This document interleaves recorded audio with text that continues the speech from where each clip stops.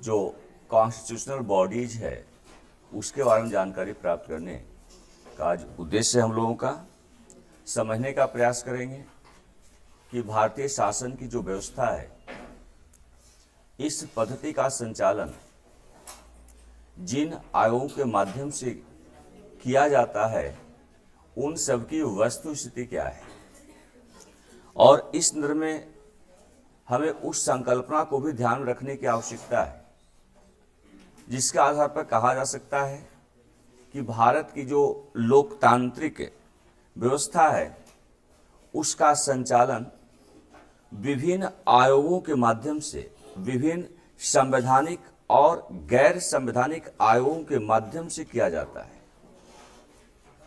कहने का आशय कि जब हम भारतीय लोकतंत्र की व्यवस्था के संचालन को लेकर अध्ययन करते हैं तो संचालन जिन निकायों के माध्यम से किया जाता है उसको आप दो श्रेणियों में बांट सकते हैं। वैसे निकाय जो संविधान द्वारा प्रदत्त हैं, जिनका उल्लेख संविधान में किया गया है, संविधान में अंतर्निहित हैं, संवैधानिक निकाय के रूप में जाने जाते हैं। और वैसे निकाय जिनकी चर्चा संविधान में नहीं की गई है, जिन्हें संविधान के द्वारा प्रदान नहीं किया गया है, जो संविधान प्रदत्त नहीं है, ऐसे निकायों को गैर संवैधानिक निकाय का दर्जा दिया जाता है। आज का जो अध्ययन है संवैधानिक निकायों को लेकर है। समझने का हमारा प्रयास है कि भारतीय संविधान में जिन निकायों की चर्चा की गई है, जिन निकायों का उल्लेख किया गया है, वे निकाय कौन कौन से हैं।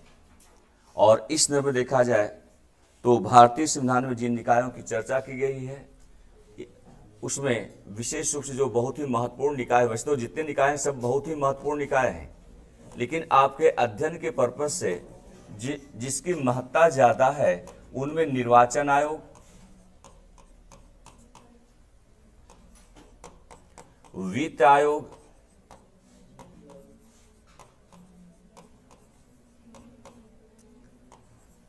लोक सेवा आयोग,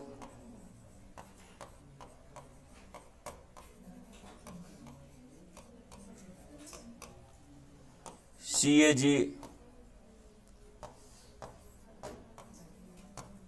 वगैरह वगैरह महत्वपूर्ण है। ये संवैधानिक आयोग हैं, संवैधानिक निकाय हैं, संविधान में इनकी चर्चा की गई है।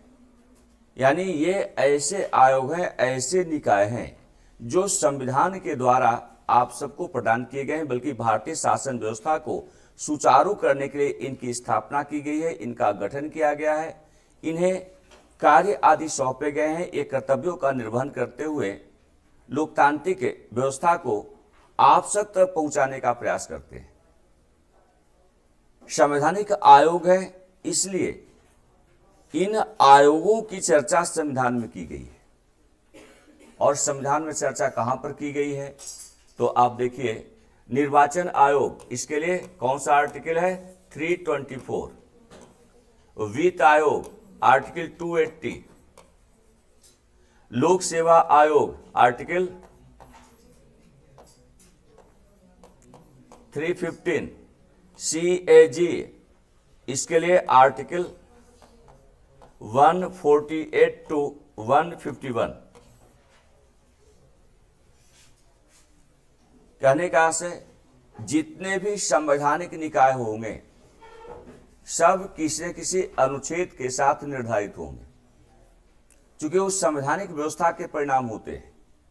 संविधान में व्यवस्थाओं का निर्धारण अनुच्छेद के माध्यम से संभव होता है।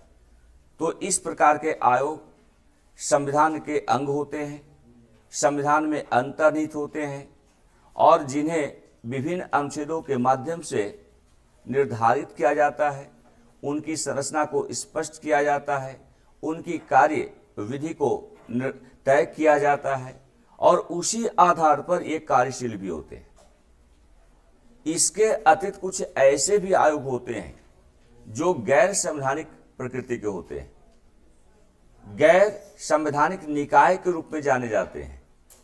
जैसे अभी पीछे से आवाज आ रही थी, नीति आयोग के बारे में चर्चा आप लोग कर रहे थे। नीति आयोग गैर संवैधानिक आयोग है, लेकिन आप उसे संवैधानिक आयोग के रूप में परिभाषित कर रहे थे, जो कि गलत है। और नॉन कॉन्स्टिट्यूशनल बॉडीज है। कॉन्स्टिट्यूशनल बॉडीज में इन नामों का उल्लेख आपको करना होगा। इसके अलावा अन्य आयोग भी हैं। अनुसूचित जातियों से संबंधित आयोग है, जनजातियों से संबंधित आयोग है, अन्य पिछड़ा वर्ग आयोग है। ये सारे के सारे आयोग संवैधानिक निकाय के रूप में है। और फिर पीछे से गलत आवाज आ रही है, महिला आयोग को भी शामिल कर दे रहे हैं। महिला आयोग हो, राष्ट्रीय महिला आयोग हो, राष्ट्रीय अल्पसंख्यक आयोग हो, राष्ट्रीय मानवाधिकार आयोग हो, ये सारे के सारे आयोग गैर संवैधानिक निकाय के रूप में स्थापित है। तो इन चीजों की क्लियरिटी आपके अंदर होनी चाहिए। कभी भी गलत धारणा को लेकर नहीं बैठे रहिए, या नाम का उल्लेख हो रहा है तो जितने नाम ध्यान में आ रहे हैं सबको गिना दीजिए। तो ऐसा बिल्कुल नहीं है। इन आदतों से आप सबको परहेज करने की आवश्यकता है। ठीक, तो लिख लीजिए, नोट भी करते चलते हैं। भारत लोकतंत्रात्मक गणराज्य है जिसका संचालन भारत लोकतंत्रात्मक गणराज्य है जिसका संचालन संवैधानिक एवं गैर संवैधानिक निकायों के माध्यम से किया जाता है। ये निकाय आपस में परस्पर समन्वय एवं सहयोग के द्वारा शासन की व्यवस्था को क्रियाशील बनाते हैं। ये निकाय आपस में सहयोग एवं समन्वय के द्वारा शासन की व्यवस्था को क्रियाशील बनाते हैं। संवैधानिक निकाय से आशय, नेक्स्ट पॉइंट बिल्कुल लिख लीजिएगा, संवैधानिक निकाय से आशय ऐसे निकायों से है जिनका उल्लेख संविधान में किया गया होता है, जिनका उल्लेख संविधान में किया गया होता है। अच्छा, इसकी खासियत होती है, जितने भी संवैधानिक निकाय होंगे स्वतंत्र होंगे, स्वायत्त होंगे और अधिक शक्ति संपन्न होंगे। स्वतंत्रता, स्वायत्तता और शक्ति संपन्नता ऐसे निकायों की विशेषता होती है। इन सब का अस्तित्व स्वतंत्र होता है। जितने भी संवैधानिक निकाय होते हैं ये किसी पर आश्रित नहीं होते, स्वतंत्र होते हैं। और स्वतंत्र होने के साथ साथ स्वायत्त भी होते हैं, ऑटोनोमस टाइप के होते हैं। जैसे आप निर्वाचन आयोग को ले लीजिए, अंतिम निर्णय करने का अधिकार निर्वाचन आयोग के पास है निर्वाचन के संदर्भ में। लोक सेवा आयोग को ले लीजिए, या इसी प्रकार आप वित्त आयोग को ले लीजिए। यहां पर किसी का कोई दबाव आयोग के कार्यों में नहीं चलता है। आयोग के कार्य करने के तौर तरीके में किसी का कोई हस्तक्षेप नहीं होता। तो स्वतंत्रता, स्वायत्तता और शक्ति संपन्नता इन आयोगों की परम विशेषता होती है। नोट कर लीजिए, संवैधानिक आयोग स्वतंत्र एवं अधिक शक्ति संपन्न होते हैं। प्रशासनिक व्यवस्था में शक्ति संपन्न होते हैं। प्रशासनिक व्यवस्था में ये अधिक प्रभावी भूमिका का निर्वहन करते हैं। नेक्स्ट, संवैधानिक निकायों की प्रकृति स्थायी प्रकार की होती है। स्थायी प्रकार की होती है। एक छोटी सी लिस्ट बना लीजिएगा, लिख लीजिएगा। संवैधानिक निकाय कौन कौन है? तो इसमें निर्वाचन आयोग आपका है, वित्त आयोग, लोक सेवा आयोग, सीएजी वगैरह वगैरह। और भी आगे लिख लीजिएगा, लिस्ट और बड़ी आप लोग कर लीजिएगा। राष्ट्रीय अनुसूचित जाति आयोग, राष्ट्रीय अनुसूचित जनजाति आयोग, राष्ट्रीय पिछड़ा वर्ग आयोग, भारत का महान्यायवादी, वो भी संवैधानिक निकाय है, वगैरह वगैरह। अब इनमें से एक का हम लोग अध्ययन करेंगे निर्वाचन आयोग को समझने का सबसे पहले हमारा प्रयास होगा। निर्वाचन आयोग किस प्रकार की संस्था है? तो एक बात तो बिल्कुल स्पष्ट है कि निर्वाचन आयोग वास्तव में एक संवैधानिक निकाय है। संवैधानिक निकाय होने की वजह से निर्वाचन आयोग से संबंधित जो व्यवस्थाएं हैं उस संविधान में अंतर्निहित है और इसके लिए अनुच्छेद 324 का प्रयोग किया गया है। तो यहाँ पर निर्वाचन आयोग की जो व्यवस्था है इसे हमें समझने की आवश्यकता है। तो सबसे पहले जिस संवैधानिक निकाय का हम लोग अध्ययन कर रहे हैं वो निर्वाचन आयोग के रूप में अध्ययन करेंगे। निर्वाचन आयोग प्रावधान कहां पर मिलेगा? तो आर्टिकल 324 में मिलेगा। संवैधानिक निकाय है यानी अधिक शक्ति संपन्न, अधिक स्वायत्त और संविधान में उल्लिखित, ये इसकी प्रमुख विशेषता होगी। भारत में जिस निर्वाचन आयोग का हम लोग अध्ययन कर रहे हैं एक ऐसे संवैधानिक निकाय के रूप में स्थापित किया गया आयोग है जो निर्वाचन की समस्त व्यवस्थाओं का निर्धारण करने के लिए उत्तरदायी है, उनका संचालन करने के लिए उत्तरदायी है। प्रारंभ में इसे एक सदस्य बनाया गया था और यह स्थिति 1989 तक बनी रही। बाद में इसे द्विसदस्यीय बनाया गया लेकिन लंबे वक्त तक नहीं चल पाया और उस एक ऐसा भी दौर आया जब भारत में निर्वाचन की जो व्यवस्था थी वो अत्यधिक प्रदूषित थी। एक कमजोर निर्वाचन आयोग का संचालन हो रहा था। आम भारतीय निर्वाचन आयोग की व्यवस्था से परिचित ही नहीं था। लेकिन एक वैसा भी दौर आया जब भारत में रक्त रंजित निर्वाचन का इतिहास का पटाक्षेप हो गया और इस दिशा में सर्वाधिक महत्वपूर्ण भूमिका टीएन शेषन साहब की रही है, जो कि मुख्य निर्वाचन आयुक्त के रूप में कार्य कर रहे थे और उन्होंने भारत में निर्वाचन की व्यवस्था में मूलभूत सुधार किया और निर्वाचन आयोग को जो संविधान के स्तर पर स्वतंत्रता और स्वायत्तता प्राप्त है, जो शक्ति संपन्नता उसे प्रदान की गई है, उसका वास्तविक रूप से प्रयोग करते हुए उन्होंने भारतीय जनमानस में निर्वाचन को लेकर एक पारदर्शी व्यवस्था को लागू करने में अपनी भूमिका का निर्वहन किया। नहीं तो उसके पहले जितने भी निर्वाचन का आयोजन होता था उसमें निर्वाचन को लेकर आप पारदर्शी निर्वाचन कहकर संबोधित नहीं कर सकते थे। पारदर्शी और निष्पक्ष निर्वाचन की परंपरा भारत में टीएन शेषन के जमाने से प्रारंभ हुआ और आज अनवरत रूप से ऐसी व्यवस्था संचालित होती रही है, हो रही है। वर्तमान में आप देखें तो आपका जो निर्वाचन आयोग है वो त्रिसदस्यीय निर्वाचन आयोग के रूप में स्थापित है, जिसमें एक इसका मुख्य आयुक्त होता है और 2 अन्य आयुक्त होते हैं। सभी निर्वाचन आयुक्त, इनकी अगर योग्यता की बात करें आप तो इनके लिए जिस योग्यता का निर्धारण किया गया है वह प्रशासनिक पदों का अनुभव बहुत महत्वपूर्ण मायने रखता है। वैसा प्रशासनिक अधिकारी जो या तो भारतीय प्रशासनिक सेवा से जुड़ा रहा हो या भारतीय राजस्व सेवा का वरिष्ठ अधिकारी हो, निर्वाचन आयुक्त के पद पर समायोजित किया जा सकता है। निर्वाचन आयुक्त के पद पर इसकी नियुक्ति की जा सकती है। और यदि हम इसकी समकक्षता की बात करें तो निर्वाचन आयुक्त जो भी, चाहे वो मुख्य निर्वाचन आयुक्त हो या अन्य निर्वाचन आयुक्त हो, सर्वोच्च न्यायालय के न्यायाधीश के समकक्ष इसकी स्थिति प्राप्त है। और जहां तक इनकी नियुक्ति और इनके पदस्थापन के बारे में हमें अध्ययन करना है तो निर्वाचन आयुक्तों की नियुक्ति राष्ट्रपति द्वारा की जाती है।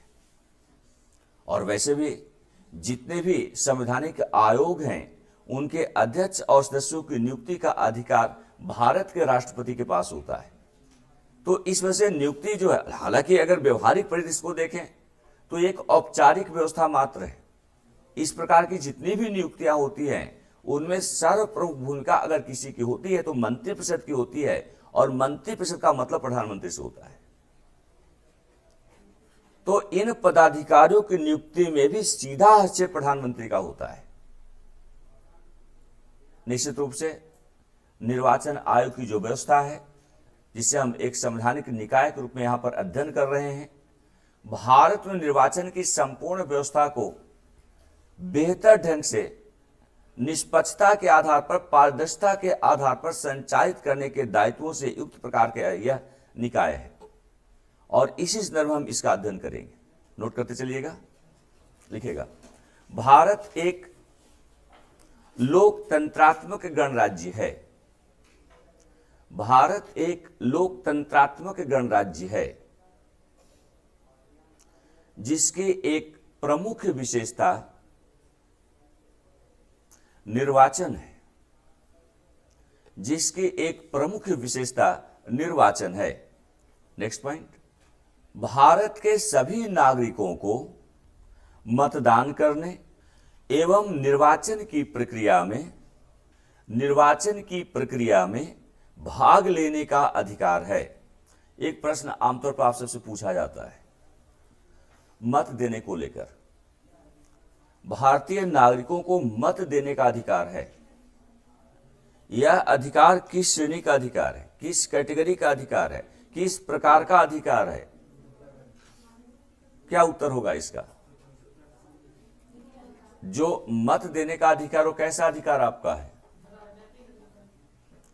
राजनीतिक अधिकार है। संवैधानिक कहा जाए इसको, मूल अधिकार कहा जाए, विधिक अधिकार कहा जाए, क्या सही होगा? इसको लेकर बड़ा कंफ्यूजन होता है, और खासकर इसके उत्तर को लेकर अनेक प्रकार की विसंगतियां हमें देखने को मिली है। मत देने का अधिकार, एक चीज तो तय है कि मत देने का जो अधिकार है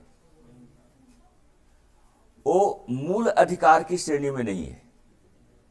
एकदम बिल्कुल क्लियर है, दिमाग बना लीजिएगा।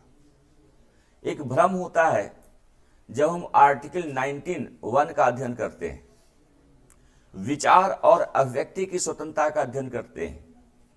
वहां पर हमने लिखवाया भी होगा कि मत देने का अधिकार, वहां पर मत का मतलब विचार से है, अंदर के विचारों की अभिव्यक्ति से है। उसका मत का मतलब वोटिंग से नहीं है, एक आइडियोलॉजी से है, आपके अंदर की भावनाओं से है, आपकी सोच से है। आर्टिकल 19(1) के तहत जो स्वतंत्रता दी गई है उसका संबंध इन रूपों में है।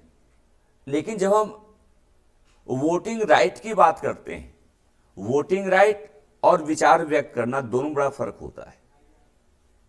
वोटिंग राइट का जब आप प्रयोग करते हैं तो ये आप राजनीतिक अधिकारों का प्रयोग कर रहे होते हैं। लोकतंत्र में चूंकि निर्वाचन एक महत्वपूर्ण पहलू के रूप में स्थापित होता है, लोकतंत्र की सर्व प्रमुख विशेषताओं में निर्वाचन भी सम्मिलित होता है। इसलिए निर्वाचन की प्रक्रिया में आम जनों को सम्मिलित करने के लिए उसे राजनीतिक अधिकारों से संयुक्त किया जाता है। यहां पर वोटिंग देने का जो अधिकार वो राजनीतिक अधिकार है, लेकिन इस प्रकार का जो राजनीतिक अधिकार है वह संविधान द्वारा प्रदान किया गया है। इसलिए आप वयस्क मताधिकार की बात करते हैं, और वयस्क मताधिकार को आप समझने के लिए आप समझ सकते हैं कि संविधान का 61वां संशोधन किया गया, वयस्कता की आयु को निर्धारित किया गया, 21 वर्ष की आयु को घटाकर 18 वर्ष किया गया।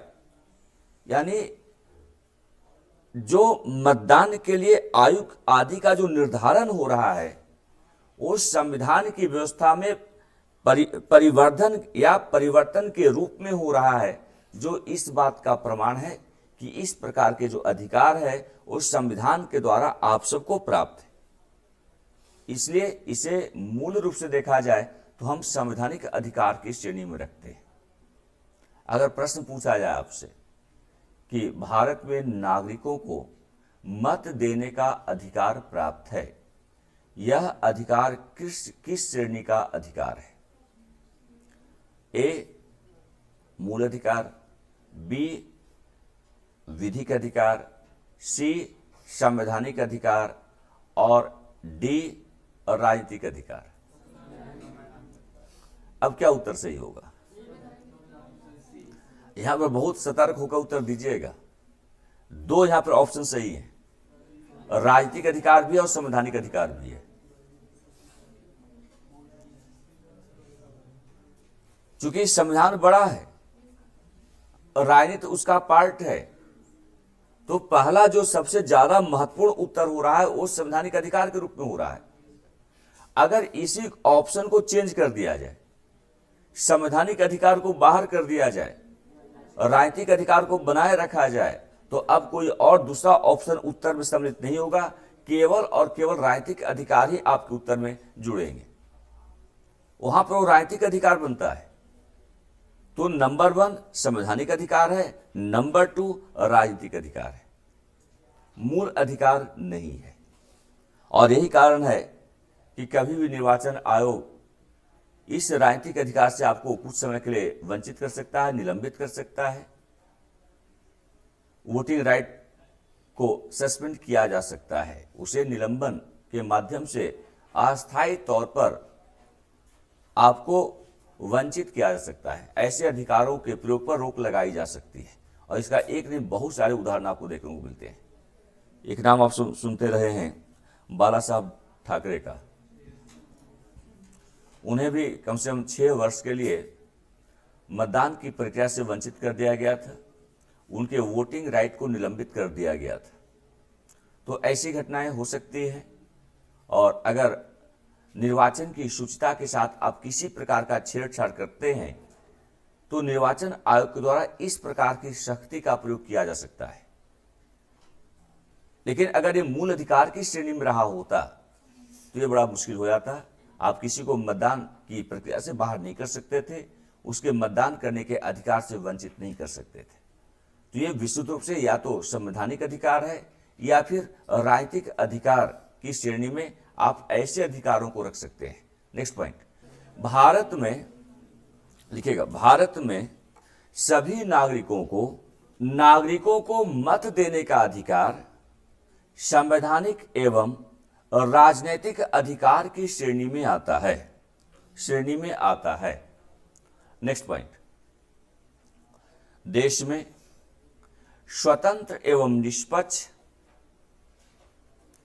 निर्वाचन को सुनिश्चित करने के लिए अनुच्छेद 324 में एक निर्वाचन आयोग का प्रावधान किया गया है। 324 में एक निर्वाचन आयोग का प्रावधान किया गया है। ठीक, संविधान में अंतर्निहित है, संविधान की व्यवस्थाओं में निहित है। इसका मतलब स्वतंत्रता और स्वायत्तता, इन दोनों ही विशेषताओं युक्त आयोग है ये।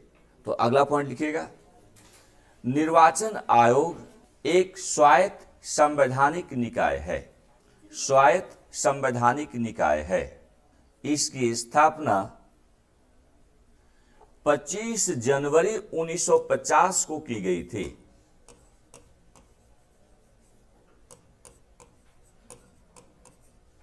25 जनवरी 1950 को की गई थी।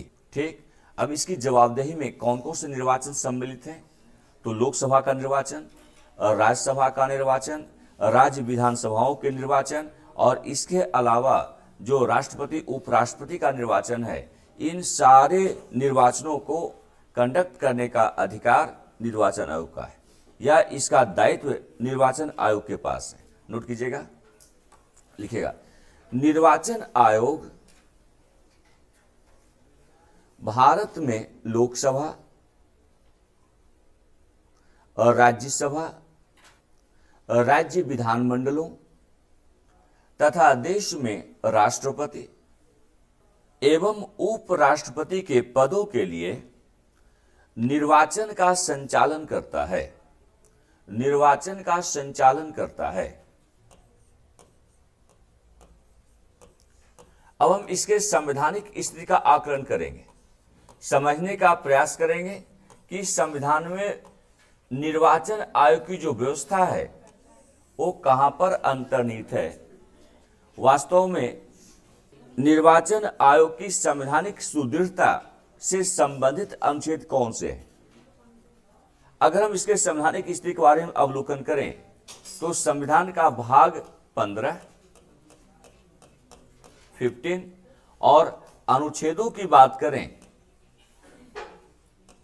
तो इस संदर्भ में अनुच्छेद 324 टू 329 तक में प्रावधान निर्धारित किए गए। ये इसकी संवैधानिक स्थिति, या आप कह सकते हैं कि इसके माध्यम से निर्वाचन आयोग की संवैधानिक सुदृढ़ता स्पष्ट होती है। नोट कर लीजिए, लिखिएगा, हेड डाल दीजिएगा, सब हेडिंग संवैधानिक स्थिति, संवैधानिक स्थिति लिखिएगा। इसमें निर्वाचन आयोग संबंधी प्रावधान संविधान के भाग 15 में निर्धारित हैं। नेक्स्ट पॉइंट, संविधान के अनुच्छेद 324 से 329 तक निर्वाचन आयोग और सदस्यों की शक्तियों, कार्य आदि से संबंधित प्रावधान किए गए हैं, आदि से संबंधित प्रावधान किए गए हैं। ठीक, अब हम इसकी संरचना के बारे में समझने का प्रयास करेंगे। इसका स्ट्रक्चर जो है ये जानना भी बहुत ही अहम है। और जैसा कि हमने प्रारंभ में भी कहा कि जब से निर्वाचन आयोग की स्थापना हुई है, यानी 1950 से लेकर और कहां तक 1989 तक, आयोग एक सदस्य प्रकार का था। कैसा आयोग था? एक सदस्य इसमें हुआ करते थे, एक सदस्यीय आयोग था। लेकिन बाद में इसमें चेंजेज लाया गया। 1989 में आयोग को 2 सदस्य बना दिया गया, लेकिन लंबे समय तक बना हुआ नहीं रहा। 1990 में इसमें परिवर्तन आ गया, यानी 1989 से 1990 तक ये 2 सदस्यीय आयोग के रूप में कार्य करता रहा। बहुत थोड़े समय के लिए, अल्प समय के लिए, 1 वर्ष के लिए 2 वर्षीय आयोग के रूप में इसकी स्थापना की गई। 1990 में संयुक्त मोर्चा की सरकार ने, यानी वीपी सिंह की सरकार ने आयोग को फिर से 1 सदस्य बना दिया। 90 से लेकर और यह स्थिति 1993 तक बनी रही। ये 1 सदस्य आयोग फिर से डेवलप हो गया।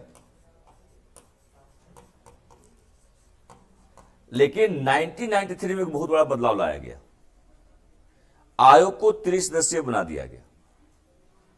तो 1993 से लेकर आज तक की जो अवस्था है, इसको आप आज तक में सम्मिलित कर सकते हैं।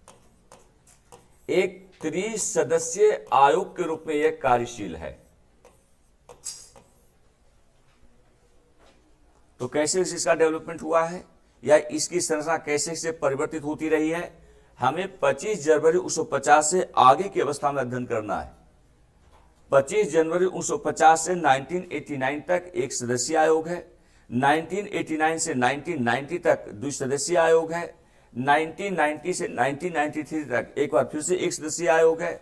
लेकिन 1993 के बाद देखें तो ये आयोग 30 सदस्यीय बन जाता है, और 30 सदस्यीय आयोग होने की वजह से इसकी संरचना में एक मुख्य निर्वाचन आयुक्त और 2 अन्य निर्वाचन आयुक्त के पद सृजित हो जाते हैं।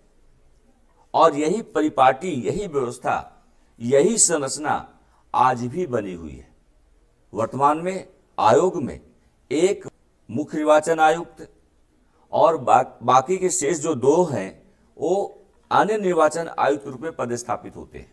नोट कर लीजिए, लिखेगा संरचना में, संविधान में यह उपबंध है कि आयोग में 1 या अधिक आयुक्त हो सकते हैं।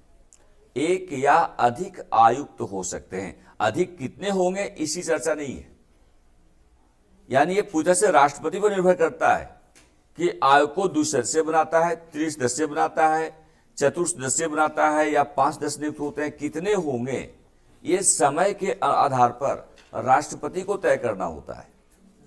तो संविधान में ऐसी कोई बाधा नहीं, ऐसा कोई प्रावधान नहीं है जो आयोग की संरचना को सीमित करता हो, बल्कि स्पष्ट किया गया प्रावधानों में निर्धारित किया गया है कि एक से अधिक आयुक्त नियुक्त किए जा सकते हैं।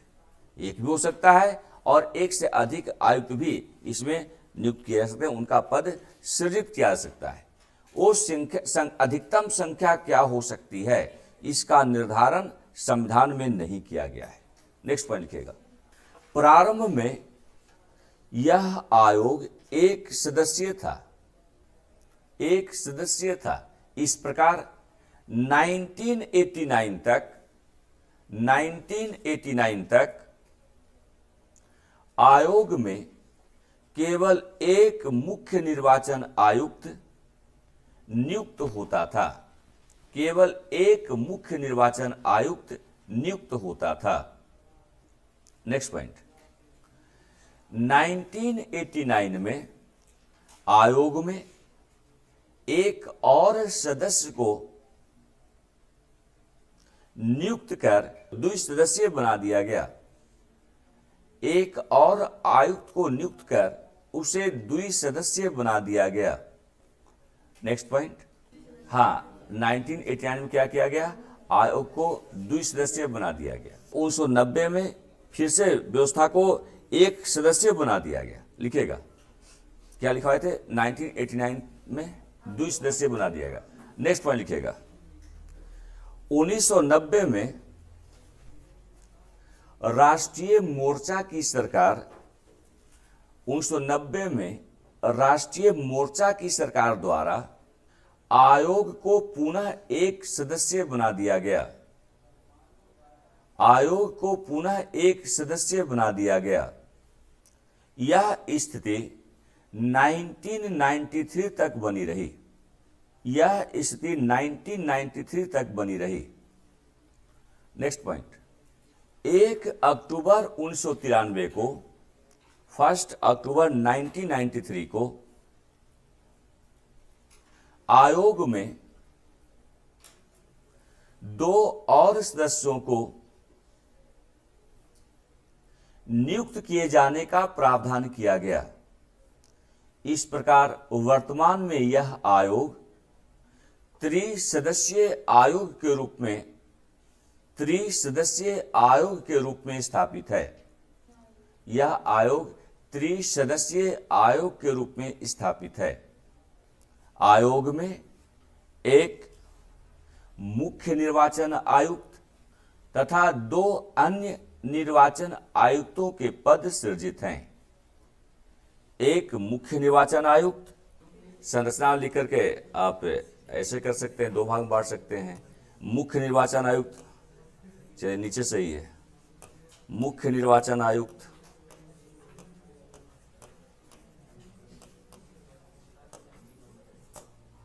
और अन्य निर्वाचन आयुक्त।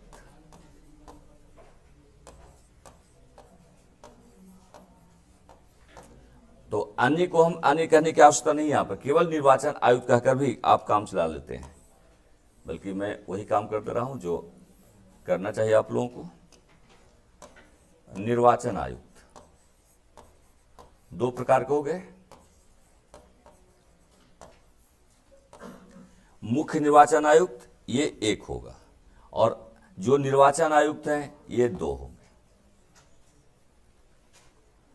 तो इस थोड़ा से तस्वीर जो है स्पष्ट हो जाती है और ध्यान में जो है आसानी से आता है आपको। ये आज भी लागू है। 1990 के आसपास क्या हुआ था, 90 का जो दशक था, बल्कि 90 से 93 के तक देखें तो टीएन शेषन का कार्यकाल था। बहुत ही तेज तरार प्रशासनिक अधिकारी थे, बहुत ही निहायत ईमानदार और कर्मठ अधिकारियों में उनकी गणना की जाती है, और उन्होंने निर्वाचन की शुचिता को व्यवहारिक रूप से क्रियान्वित करके दिखा दिया और जनमानस को इस बात को लेकर सचेत कर दिया कि निर्वाचन का आपका जो अधिकार है, उस निर्वाचन का प्रयोग निष्पक्षता के आधार पर, पारदर्शिता के आधार पर ही किया जाएगा। और सारे राजनीतिक दल जो कि पहले निर्वाचन आयोग के ऊपर दबाव बनाने का काम करते थे, बल्कि आप कह सकते हैं कि निर्वाचन आयोग उस दल का कठपुतली हुआ करता था जिसकी सत्ता केंद्र में होती थी। पहली बार इस धारणा को तोड़ा गया। चूंकि निर्वाचन आयोग एक ऑटोनोमस बॉडी है, एक कॉन्स्टिट्यूशनल बॉडी है, इसके पास ढेर सारे अधिकार हैं, लेकिन इसके अधिकारी सही ढंग से कार्य नहीं करते थे, निष्पक्ष आधार पर, पारदर्शी आधार पर अपने दायित्वों का निर्वहन नहीं करते थे। इस धारणा को तोड़ा टी.एन. शेषन साहब ने, और उन्होंने बहुत ही निष्पक्षता के आधार पर अपने अधिकारों का प्रयोग करते हुए निर्वाचन को निश्चित रूप से पारदर्शी, निष्पक्ष निर्वाचन के रूप में स्थापित कर दिया, जहां पर लोग निर्भीकता के साथ अपने मत का प्रयोग कर सकते थे। कारण कि वह दशक था, वह जमाना था जब लोग अपना मत देने का अधिकार का प्रयोग स्वयं नहीं करते थे, बल्कि उनके मत देने के अधिकार को किसी और के द्वारा हड़प लिया जाता था, उसके मतदान देने के अधिकार को प्रभावित कर दिया जाता था। लेकिन टी.एन. शेषन पहला निर्वाचन आयुक्त जिन्होंने इस व्यवस्था को बदल डाला और लोगों को मत देने का जो अधिकार है, अधिकार का प्रयोग करने के लिए एक नया रास्ता दिखा दिया, और वहीं से निर्वाचन आयोग वास्तव में निर्वाचन आयोग के रूप में स्थापित होता है। और आज आप देखते हैं कि निर्वाचन आयोग एक निष्पक्ष निर्वाचन आयोग की भूमिका का निर्वहन कर रहा है। तो आगे लिखे, नहीं तो बिल्कुल एक कठपुतली के रूप में काम करता था। इसलिए कि एक सदस्य आयोग से मतलब नहीं था, मतलब यह था कि आयोग के अध्यक्ष की जो नियुक्ति है वो सरकार के सिफारिश पर ही होती थी, और सरकार ऐसे अधिकारी को नियुक्त करता था जो उसकी बातों को सुने, और आयोग को भी लगता था कि हमें ऐसा ही करना चाहिए। सत्ता पक्ष की तरफ उसका बाइसमेंट होता था, उसकी अवनति सत्ता पक्ष की ओर होती थी, उसका झुकाव सत्ता पक्ष की ओर होती थी। लेकिन टी.एन. शेषन ने इस धारणा को बदल कर रख दिया, और आज तक जो है वह धारणा बनी हुई है। नोट कीजिएगा, लिखेगा योग्यता, लिखिए मुख्य निर्वाचन आयुक्त एवं अन्य निर्वाचन आयुक्त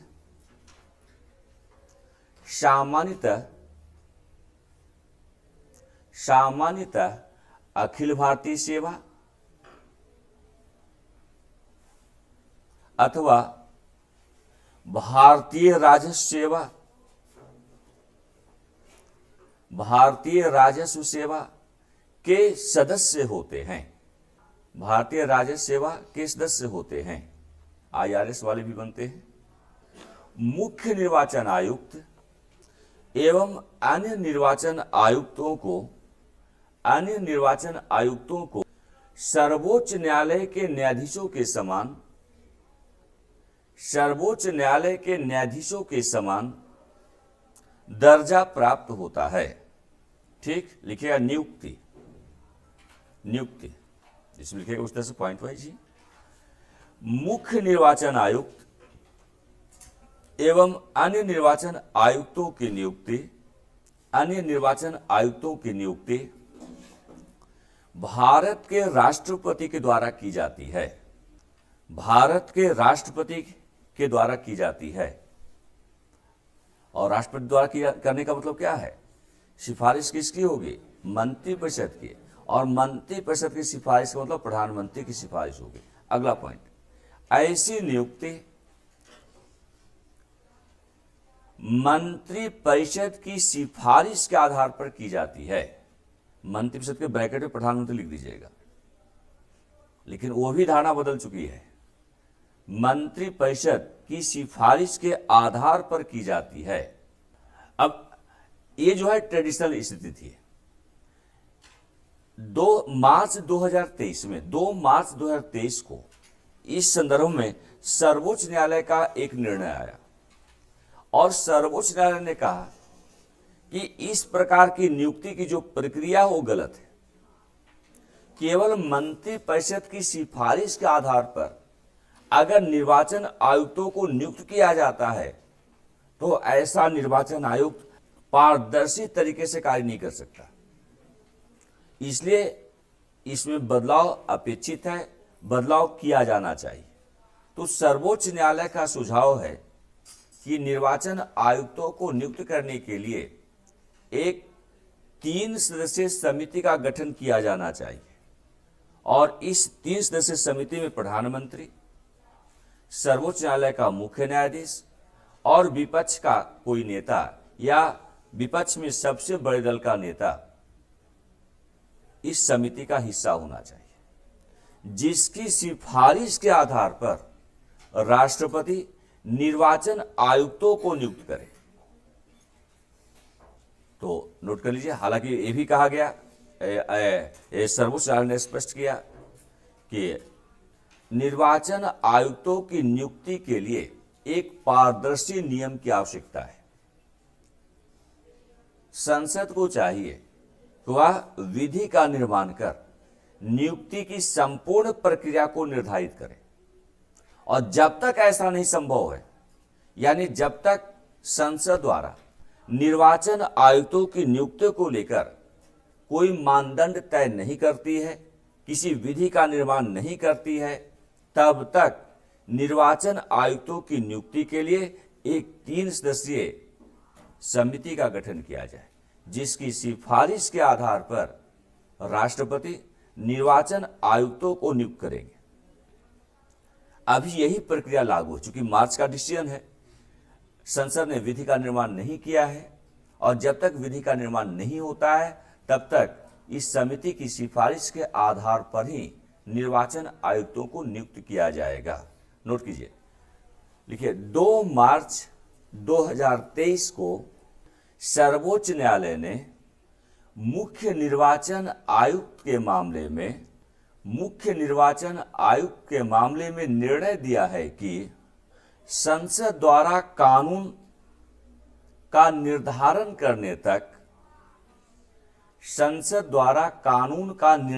करने तक निर्वाचन आयुक्त और अन्य आयुक्तों की नियुक्ति एक 3 सदस्यीय समिति की सिफारिश के आधार पर 3 सदस्यीय समिति की सिफारिश के आधार पर राष्ट्रपति द्वारा की जानी चाहिए। तो ये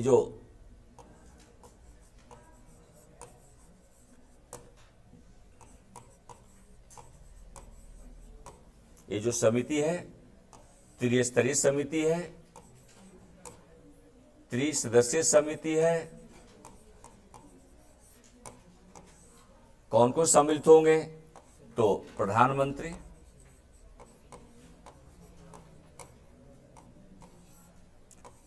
सम्मिलित होंगे, मुख्य न्यायाधीश सम्मिलित होगा,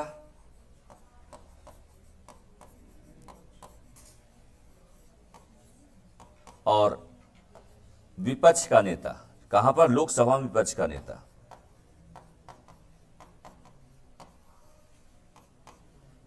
इनकी सिफारिश आएगी और इनकी जो भी सिफारिश आएगी, ये सिफारिश अब सीधे कहां प्रस्तुत की जाएगी? राष्ट्रपति को की जाएगी और राष्ट्रपति ऐसी सिफारिश के आधार पर नियुक्त करेगा। किसको नियुक्त करेगा? निर्वाचन आयोग।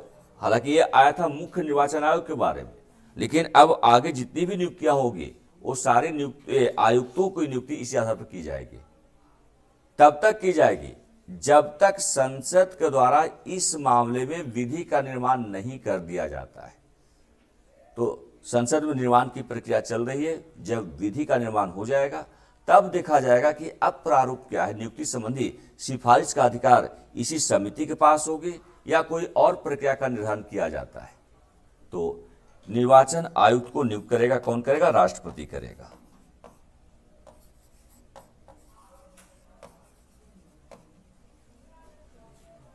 ठीक, नोट कर लीजिए। बल्कि लिखवा सेंटेंस हुआ था क्या? यहां विपक्ष के नेता ब्रैकेट में लोकसभा। विपक्ष नेता का मतलब राज्यसभा से नहीं है, लोकसभा से है। मुख्य न्यायाधीश मतलब भारत का मुख्य न्यायाधीश हो गया। नेक्स्ट आइए, वेतन भत्ते। कितना वेतन भत्ते हैं? तो वेतन भत्ते में बहुत शॉर्ट में लिख लीजिएगा, जो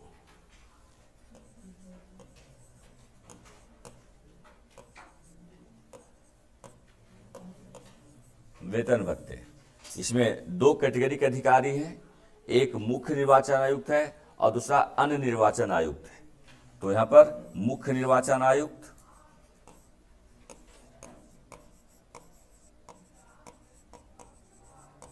इनका वेतन कितना? 2.5 लाख, 2.5 लाख रुपए मासिक। और दूसरा जो अन्य आयुक्त हैं इनको 25,000 रुपये कम। अन्य आयुक्त 2.25 लाख मासिक। शॉर्ट में नोट कर लीजिए। कार्यकाल,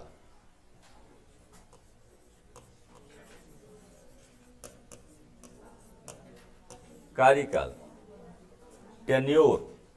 अब यहां पर टेन्योर की बात अगर आप करें तो निर्वाचन आयुक्त का जो कार्यकाल है या तो 6 वर्ष या 65 वर्ष की आयु तक बना रहेगा, दो में से जो पहले पूरा हो जाए। या तो 6 वर्ष का कार्यकाल पूरा हो सकता है या फिर 65 वर्ष की आयु पूरी हो सकती है। ये आयु को यहां पर देखा जाएगा, दोनों में से जो भी पहले हो जाए।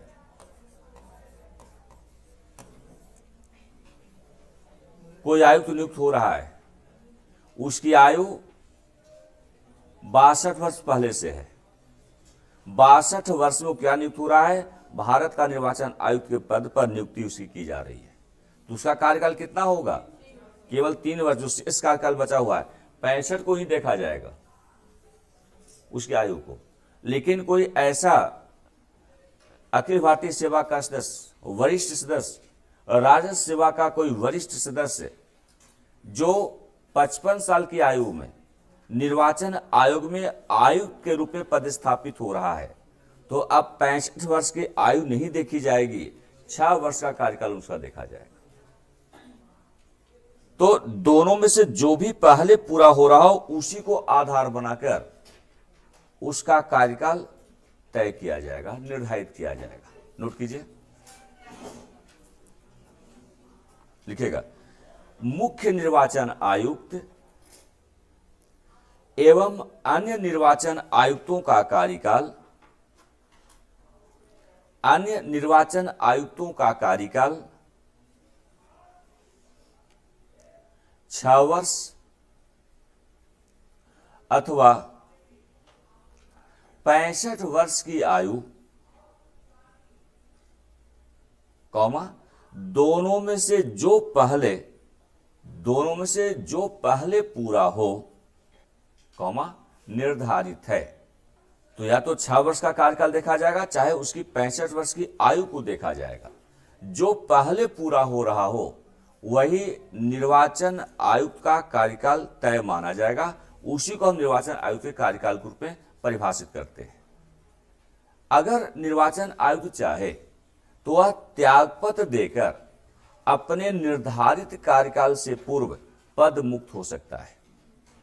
तो एक पॉइंट और बढ़ाइए, लिखिएगा निर्वाचन आयुक्त त्यागपत्र देकर असमय पद विमुक्त हो सकता है।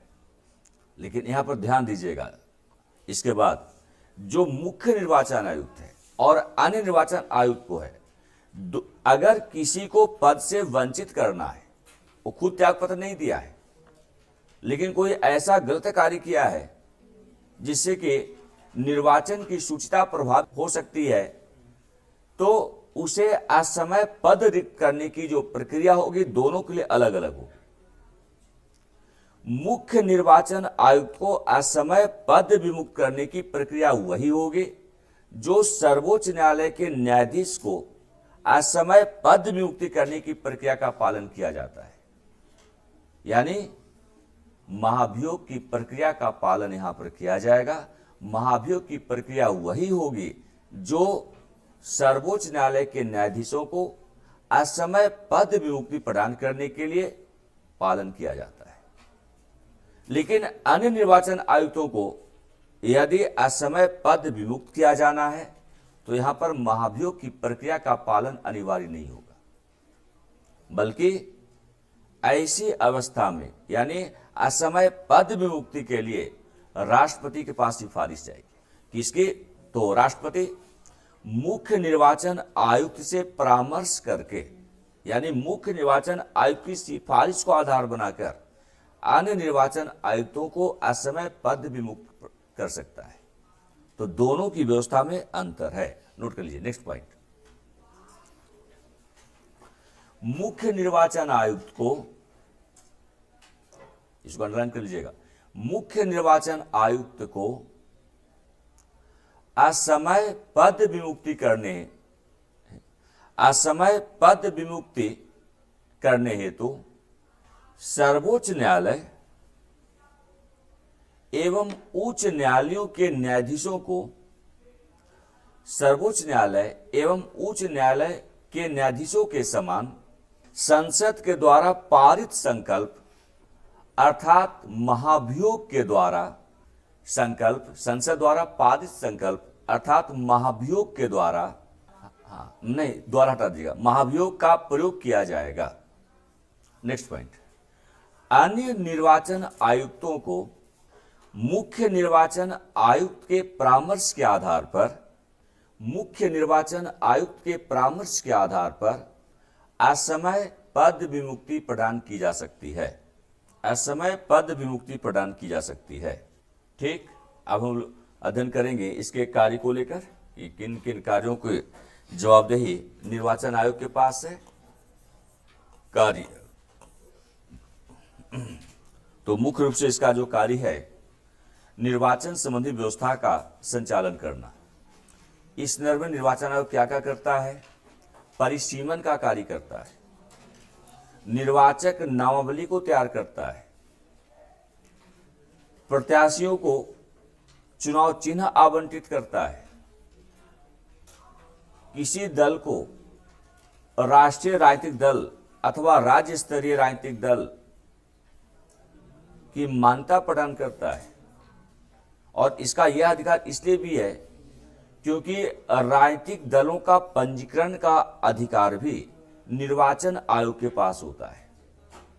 कोई भी राजनीतिक दल निर्वाचन आयोग से पंजीकृत होकर ही निर्वाचन की प्रक्रिया में सम्मिलित हो सकता है, और नहीं तो वह निर्दलीय प्रत्याशी के रूप में चुनाव में सम्मिलित हो सकता है, पार्टिसिपेट कर सकता है।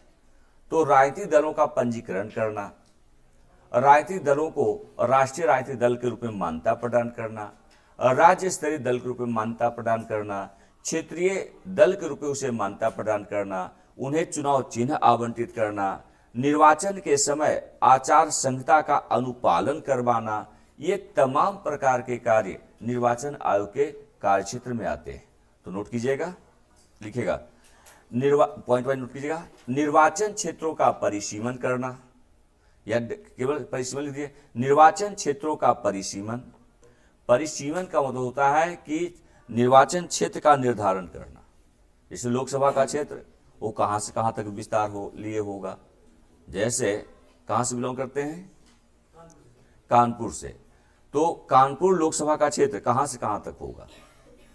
कानपुर में 2 लोकसभा क्षेत्र है, कानपुर और कानपुर देहात, तो दोनों की सीमा क्या होगी, या किसी भी मैं वहां की बात नहीं कर रहा हूं, किसी भी लोकसभा क्षेत्र की सीमा क्या होगी, उस सीमा का निर्धारण परिसीमन कहलाता है।